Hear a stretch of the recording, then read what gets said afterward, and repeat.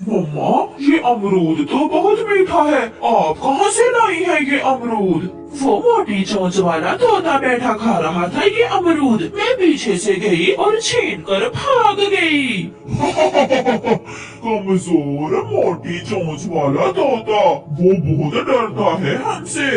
दूसरे दिन हरियाली तोती और मिठू तोता नदी की तरफ जा रहे थे कि रास्ते में एक पेड़ पर बैठा हुआ जग्गू कौवा आवाज लगाता है, तोता तोता मोटी चोंच वाला तोता, मोटी चोंच वाला तोता। ये सुनकर गुस्से में तोता और तोती वहाँ आते हैं। शर्म करो बच्चे, बड़ों से कोई ऐसे भी मजाक करता है? अगर अब कहा तो मैं बहुत मारूंगा तुम्हें। चलो भाग यहाँ से। मोटी चोंच वाला तोता, मोटी चोंच वाला तोता। मिठू को बहुत गुस्सा आ जाता है और मिठू जग्गू को 2 चार लगा देता है। तुमने मुझे मारा, मैं अभी जाकर अपने पापा और मम्मा को बताता हूँ। ऐसे रोते हुए जग्गू कौवा वहाँ से चला जाता है। आपने क्यों मारा इसे? बात बढ़ जाएगी। बढ़ती है तो बढ़े, वो छोटा सा कौवा भी अब मुझे मोटी चोंच वाला कहेगा। मम्मा, मम्मा, उसने मुझे मारा, उसने मुझे बहुत मारा है। मेरा बेटा, मेरा जग्गू चुप कर जा। बेटे, किसने मारा है तुम्हें? उस मोटी चोंच वाले तोते ने। क्या उस मोटी चोंच वाले की इतनी हिम्मत कि मेरे बेटे को हाथ लगाए? चलो अभी मेरे साथ। गोरी जग्गू को साथ लेकर नदी की तरफ जाती है। तुम यहाँ बैठे हुए हो और उस मोटी चोंच वाले ने तुम्हारे बेटे को मारा है। किसने? मिठू ने मारा है मेरे जग्गू को। हाँ पापा जी, उसने मेरे यहाँ मारा, यहाँ भी पंख पर मारा उसने। मैं अभी पूछता हूँ उससे जाकर। आप घर चले, मुझे डर लग रहा है। मैं डरने वाला नहीं हूँ, मैं देख लूंगा जो भी होगा। आपको मेरी कसम, आप मेरे साथ घर चले। फिर हरियाली अपने पति को घर ले जाती है। खोलो दरवाजा, मैं कहता हूँ दरवाजा खोलो। कालू मिठू के दरवाजे को जोर जोर से धक्के देता है। नहीं, हम लड़ाई नहीं करेंगे, आप बैठे रहें। ऐसे वो और भी बिगड़ जाएगा, मुझे बात करने दो। मिठू हरियाली की एक नहीं सुनता और दरवाजा खोलकर बाहर आ जाता है। अगर वो छोटा सा बच्चा मुझे मोटी चोंच वाला कहेगा तो मार ही खाएगा। बड़ी चोंच वाले, बहुत बातें करने लगा है तू। कुछ सोचे बिना कालू कौवा डंडा मिठू के सर पर मार देता है, जिससे मिठू उसी जगह गिर जाता है और कालू वहाँ से भाग जाता है। नहीं मिठू, मेरे मिठू, उठो मेरे मिठू। हरियाली, अपना ख्याल रखना और मेरे आने वाले। ऐसा कहते हुए मिठू वही मर जाता है। हरियाली वहाँ बैठकर रोती रहती है। मैंने गुस्से में डंडा मारा और वो उसके सर पर लग गया। कालू, कहीं जान से तो नहीं मार दिया उसे? वो गिर गया था और मैं भाग आया। चिड़िया भागी भागी कौवों के पास आती है। जालिमो, मार दिया तुमने उसे मार दिया। छोटी सी बात पर तुमने मिठू की जान ले ली। अब तुम भी नहीं बचोगे। सब पक्षी इकट्ठे होकर तुम्हें मार देंगे। रात हो जाती है। कालू, मुझे डर लग रहा है, अब पक्षी हमें नहीं छोड़ेंगे। लड़ाई तक तो बात ठीक थी, तुमने उसकी जान ही ले ली। ये सब तुम्हारी वजह से हुआ है। ना तुम मुझे इतना गुस्सा दिलाती और ना ये सब होता। पापा, आपने उसे जान से क्यों मारा? मैंने भी तो उसे मोटी चोंच वाला कहा था, इसलिए अंकल मिठू ने मुझे मारा था। कालू, अब हम रात के अंधेरे में ये जंगल छोड़कर भाग जाते हैं। मगर हम जाएंगे कहाँ? हम तुम्हारे मामा जी के पास चले जाएंगे। अगर हम यहाँ रहे तो पक्षी हम सबको मार देंगे। फिर आधी रात को कौवों का वो परिवार जंगल छोड़कर दूसरे जंगल चला जाता है। हरियाली बहन, शांत हो जाए, सब बहुत गुस्से में है। कबूतर भी, बुलबुल भी और चील दी ने भी कहा है कि सब मिलकर कौवों से बदला लेंगे। अब कोई कुछ भी कर ले, मेरा पति कहाँ लौट कर आएगा। मैंने उन्हें रोका था, मैंने उन्हें बाहर जाने से रोका भी था। हरियाली का दुख कम होने वाला कहाँ था। वो सारी रात रोती रहती है। ये सुबह सुबह कौन आ गया? दस्तक फिर से होती है। कालू, आप सब सुबह सुबह ही क्या हुआ? सब ठीक तो है ना?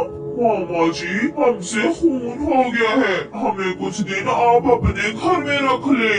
खून? किसका किसका खून कर दिया है तुमने? मिठू तोते से लड़ाई हो गई थी। कालू ने गुस्से में डंडा मारा जो उसके सर पर लग गया और वो वहीं मर गया। किसी की जान लेकर तुम यहाँ आगे हो ताकि सब पक्षी मेरे दुश्मन बन जाएं। आप यहाँ से जाएं, मैं आपको अपने घर में 1 मिनट के लिए भी नहीं रखूंगा। कालू का मामा दरवाजा बंद करके घर चला जाता है। सुबह सुबह ही सब पक्षी इकट्ठे होकर कौवों के घर जाते हैं।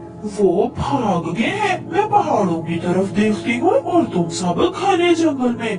दुष्ट कौवों को सजा जरूर मिलेगी। सब पक्षी कौवों को ढूंढ रहे थे। वो सब बहुत गुस्से में थे। लाल तोता तो हाथ में डंडा उठाए हुए था। मेरा भाई इसी जंगल में रहता है, हम मेरे भाई के पास चले जाते हैं। फिर वो सब गोरी के भाई की तरफ जाते हैं। मुझे सब मालूम हो गया है, ये बात जंगल में आग की तरह फैली हुई है। सब डंडे लेकर तुम्हें ढूंढ रहे हैं। तुम्हारे साथ मैं मरना नहीं चाहता। भाई, वो हमें मार देंगे। मेरा जग्गू, मैं अपने जग्गू को मरता नहीं देख सकती। ये सब पहले सोचना था। किसी की जान लेते हुए तुम्हें जरा खौफ न आया? आप सब जाएं यहाँ से। कोई भी उन कौवों को अपने घर रखने के लिए तैयार न था। वो भटकते रहते हैं। वो कई दिन छुप छुप कर गुजारते हैं, भूखे प्यासे, कभी यहाँ तो कभी वहाँ। रात के अंधेरे में वो परिवार एक सूखे हुए पेड़ पर बैठा हुआ था। जिंदगी में कितना सुकून था। घर था, खुशियाँ थी, भोजन था और सब हमसे डरते भी थे। कोई है, छुप जाओ, सब छुप जाओ। वो झाड़ियों में छुप जाते हैं। चील, लाल तोता, चिड़िया, कबूतर वहाँ से गुजर जाते हैं। उन सब के पास डंडे थे। हम नहीं बचेंगे, एक ना एक दिन तो वो हमें ढूंढ ही लेंगे। ऐसे ही कुछ दिन गुजर जाते हैं और फिर एक दिन तेज बारिश शुरू हो जाती है। कौवों का सारा परिवार एक पेड़ के नीचे बैठा हुआ था कि पेड़ की एक डाल टूटकर उन पर गिर जाती है। जग्गू और कालू वहीं मर जाते हैं। जग्गू, उठो बेटा, उठो। मेरे जग्गू, मैं बर्बाद हो गई, मैं लुट गई। इतनी बड़ी सजा क्यों मिली मुझे? मैं मर जाती, मेरा जग्गू ना मरता। गोरी रोती है, बहुत रोती है, मगर अब कुछ भी लौट कर नहीं आने वाला था। गोरी पागल हो जाती है। वो सारा दिन धूप में चुपचाप बैठी रहती। वो एक जिंदा लाश थी। हरियाली को तो ऊपर वाले ने अंडा भी दे दिया था। वो अपने अंडे की खातिर फिर से जीना सीख रही थी। मगर अब गोरी की जिंदगी में कोई खुशी न थी। इसलिए तो कहते हैं कि अपने गुस्से पर काबू रखें, क्योंकि 2 पल का गुस्सा कई परिवार उजाड़ देता है। आपका धन्यवाद। पूरे जंगल में एक कालू कौवे की ही दुकान थी, जहाँ से सब पक्षी अपनी अपनी जरूरत की चीजें लिया करते थे। कौवे भैया, एक और नमक और दाल दे दे। खालस समंदर से नमक लाता हूँ, एक चुटकी डालने से दाल नमकीन हो जाएगी आपकी। वो सामने कौन आ रहा है?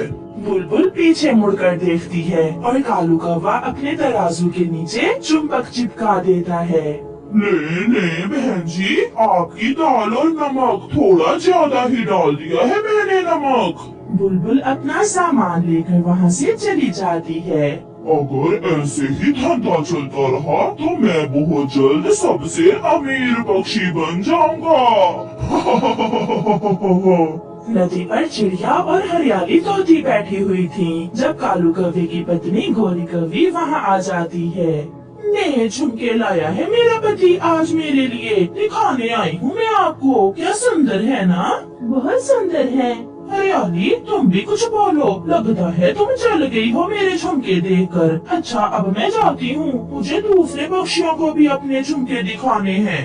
गोरी कौवी वहाँ से चली जाती है। रानो तुम मानो ना मानो, ये कौवा और कौवी कोई ना कोई 2 नंबर काम जरूर करते हैं। चंद दिन ही हुए हैं दुकान बनाई है और गोरी ने झुमके भी ले लिए और बड़ी बड़ी बातें करती है ये गोरी। हाँ हरियाली, ये है तो बहुत शैतान। चलो अब घर चलें, शाम होने को है। ऐसे ही दिन गुजरते के कालू कौवा किसी भी पक्षी को कोई भी चीज पूरी ना देता, बातों में लगाकर अपने तराजू के नीचे चुंबक चिपका देता और कम सामान तोलकर पक्षियों को दे देता। कालू जी, कल मैंने नदी पर चिड़िया और हरियाली को अपने झुमके दिखाए तो दोनों जल गयी मेरे झुमके देखकर। अभी तो मैं तुम्हें सोने की चूड़ियाँ भी लेकर दूंगा। अगर ऐसे ही हम पक्षियों को उल्लू बनाते रहे तो वो दिन दूर नहीं जब मेरे पास सोने का हार भी होगा। वो लालची पति पत्नी बैठे ऐसे बातें करते हैं। चिड़िया के घर में शक्कर खत्म हो गई थी। चिड़िया अपनी बेटी गुड़िया से कहती है, गुड़िया बेटी ये पैसे ले जाओ और कौवे की दुकान से शक्कर ले आओ। मम्मा कितनी शक्कर लानी है? ये लो पैसे और आधा किलो ले आओ। गुड़िया अपनी मम्मा से पैसे लेकर कौवे की दुकान की तरफ जाती है। अंकल अंकल कौवे, ये ले पैसे और मुझे आधा किलो शक्कर दे दे। आधा किलो? जी अंकल, आधा किलो। वो सामने जो पेड़ है वो बहुत पुराना पेड़ है। वो सामने वाला अंकल? गुड़िया जब अपना मुंह दूसरी तरफ करती है तो कौवा अपना काम दिखा देता है और अपने तराजू के नीचे चुंबक चिपका देता है। गुड़िया शक्कर लेकर वहाँ से चली जाती है। गुड़िया बेटी सच सच बताओ, आपने इन पैसों में से कोई चीज तो नहीं लेकर खाई? ये शक्कर मुझे आधा किलो से कम लगती है। नहीं मम्मा, सच में मैंने तो कुछ भी नहीं लिया। मैंने तो सारे पैसों की शक्कर ली है। मुझे ऐसे ही लगा होगा, महंगाई बहुत हो गई है ना, इसलिए। कौवे बेटा, ये चावल मैं कल ले गई थी तुम्हारी दुकान से, इसमें कंकरियां हैं, रखो अपने चावल, मैं नहीं लूंगी ऐसे चावल। बूढ़ी माँ जी, चलती बनो यहाँ से। क्या सबूत है कि तुम ये चावल मेरी दुकान से ही लेकर गई थी? इस उम्र में झूठ न बोलो। बेटा, मुझे क्या जरूरत है झूठ बोलने की? आप खुद देख लो, इसमें चावल कम और कंकरियां ज्यादा है। जाओ जाओ माँ जी, मुझे तंग न करो, ये चावल मेरी दुकान के नहीं है। बूढ़ी फाख्ता रोती हुई वहाँ से चली जाती है। बेड़ा गर्क हो इस कौवे का, जो माल में मिलावट करता है, इसे जरूर सजा मिलेगी। चाचा कबूतर कौवे के पास आता है। कालू जी, बड़े खुश नजर आ रहे हो, लगता है धंधा ठीक चल रहा है।